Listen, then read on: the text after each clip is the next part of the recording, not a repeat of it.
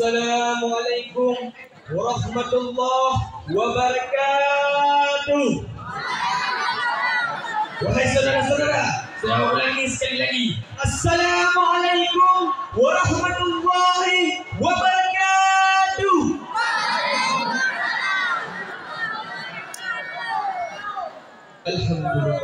Alhamdulillahilladzi wa kafa wassalatu wassalamu ala sayyidina Muhammadin Mustafa wa ala alihi wa sahbihi ahlul ma'adil wafa. Amma ba'd. Di awal perjumpaan ini, marilah sepatutnya bagi kita semua melantunkan simbol tasyakur, kalimat alhamdulillahi rabbil alamin, sebagai bentuk rasa syukur kita kepada Allah Subhanahu wa taala yang telah mencurah serta kasih sayangnya kepada kita sehingga kita dapat berkumpul pada malam yang berbahagia ini.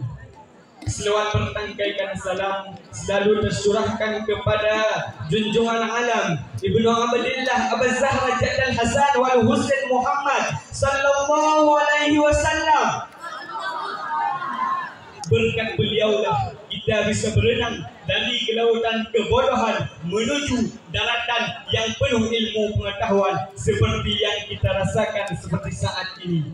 Selawat dan salam juga tidak lupa kita kirimkan kepada al dan sahabat beliau, kepada para tabi'in, ulama mutaqaddimin dan ulama mutaakhirin yang muktabar keduanya di sisi Allah. Kata-kata ta'ziman wa ikraman kepada Abi selaku Raisul Ma'had Dayah Talibul Huda. Kita doakan Abi beserta keluarga selalu dalam lindungan Allah Subhanahu wa taala. Kata-kata kehormatan kepada dewan-dewan guru, baik dewan guru yang mengajar di Komplek Putra maupun dewan guru yang mengajar di Komplek Putri. Wabil khusus dewan juri yang sudi kiranya menilai kami dengan bijaksana.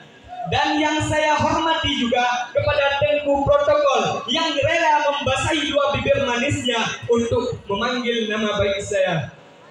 Para talabah yang dicintai oleh Allah, pada malam yang berbahagia ini, izinkan sejenak waktu untuk saya menyampaikan soundtrack pidato yang saya kemas secara rapi dan yang saya bahas secara mendalam dengan judul Rasulullah Sallallahu Alaihi Wasallam suri tauladan seluruh umat. Takbir!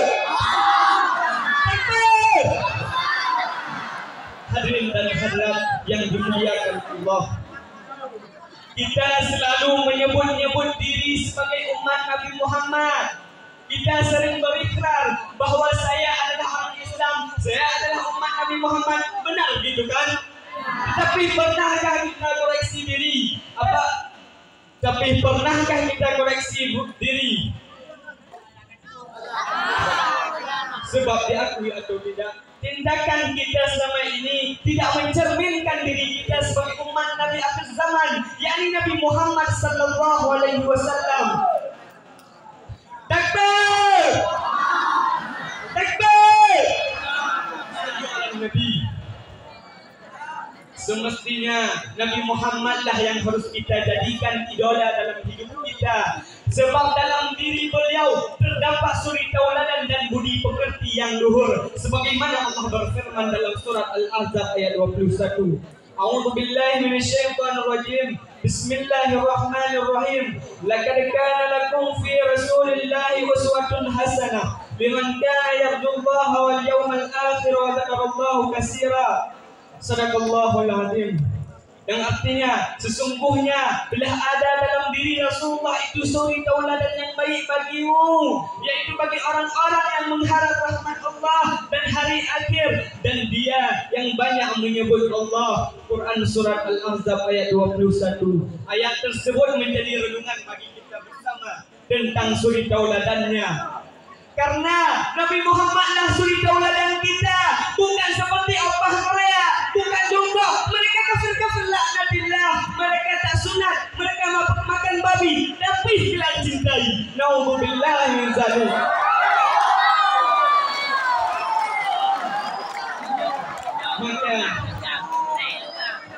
Maka oleh karena itu Nabi Muhammadlah suri tauladan kita, karena beliau dikenal sebagai sosok teladan dalam kesederhanaan. Hidupnya semata-mata tidak melandaskan pada kemewahan dan kesenangan duniawi. Sebaliknya, beliau hidup dengan penuh kesederhanaan, berpegang teguh pada pendirian, berbudi pekerti luhur, serta penuh kasih sayang. Pada suatu hari, Nabi Muhammad dihampiri oleh laki-laki miskin yang membawa segenggam buah anggur. Anggur tersebut ditunjukkanlah kepada Nabi Muhammad sallallahu alaihi wasallam sebagai hadiah. Laki miskin itu berkata, "Wahai Rasulullah, terimalah buah anggur ini sebagai hadiah kecil dariku." Laki miskin itu sangat senang dan sangat bersemangat ketika memberikan anggur itu kepada Nabi Muhammad sallallahu alaihi wasallam.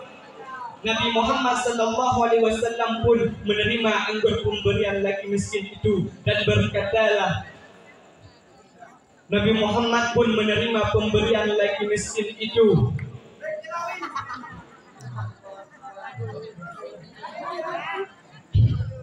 dan mengambillah satu butir untuk memakannya. Saat itu Nabi Muhammad sedang bersama para sahabat. Para sahabat pun sangat berharap agar Nabi Muhammad membagikan buah anggur itu kepada mereka. Bukannya membagikan, Nabi Muhammad justru menghabiskan semuanya anggur tersebut, seorang diri yang tidak menyisakan untuk sahabatnya. Laki miskin itu sangat senang karena Nabi Muhammad yang menghabiskan anggur tersebut. Kemudian ia pamit dengan hati yang gembira. Para sahabat pun heran hingga bertanya kepada Rasulullah, "Wahai Rasulullah, kenapa engkau makan semua anggur itu dan tanpa sama sekali engkau menawarkan kepada kami?" Saat itu Nabi Muhammad tersenyum hingga berkata kepada kami, "Aku makan semua anggur itu karena rasanya asam. Jika aku menawarkan kepada kalian, aku khawatir kalian tidak dapat menahan rona muka yang tidak mengenakan. Hal itu bisa menyakiti hati laki tersebut. Jadi aku berpikir lebih baik aku makan semuanya demi menyenangkan hati laki sang pemberian anggur itu. Aku tidak ingin menyakiti hati laki tersebut," kata Nabi Muhammad sallallahu alaihi wasallam. Dari kisah Nabi Muhammad dan anggur asam terdapat beberapa pelajaran bagi kita bersama tentang suri tauladannya.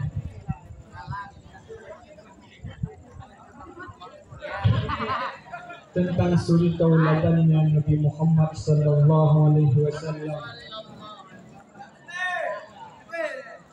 Dari kisah Nabi Muhammad tadi dan anggur asam terdapat beberapa pelajaran, seperti untuk saling memberi dan saling menghargai usaha yang telah dilakukan oleh orang yang memberikan sesuatu. Hadirin dan hadirat yang dimuliakan Allah, salah satu bentuk bukti bahawa kita menjadikan Nabi Muhammad sosok teladan dalam kesederhanaan, yaitu dengan berakhlak yang terpuji. Sebagaimana Nabi bersabda dalam sebuah hadis yang berbunyi, "Akmalul mu'minina imanan ahsanuhum khulqan." Kaum mukminin yang paling sempurna imannya adalah orang yang berakhlak yang baik. Hadis riwayat Bukhari. Dari hadis tersebut Rasul ingin menyampaikan kepada kita bahawa memang kita menyatakan kita umat Nabi Muhammad, kita mengidolakannya, maka salah satu cara yang bisa kita lakukan ialah dengan akhlak yang baik, sebagaimana akhlak yang beliau miliki, agar kita termasuk dalam hadis yang beliau maksudkan. Jadi oleh karena itu, sebagaimana akhlak yang beliau miliki, sebagaimana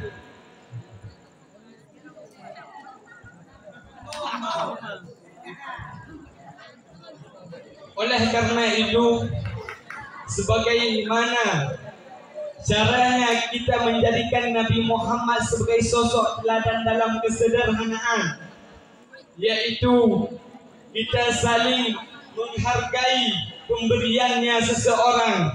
Karena jikalau kita tidak menghargai pemberiannya, Maka salah satu cara dengan berakhlak yang baik sebagaimana akhlak Nabi Muhammad sallallahu alaihi wasallam. Hanya sekian pidato singkat saya pada malam yang berbahagia ini.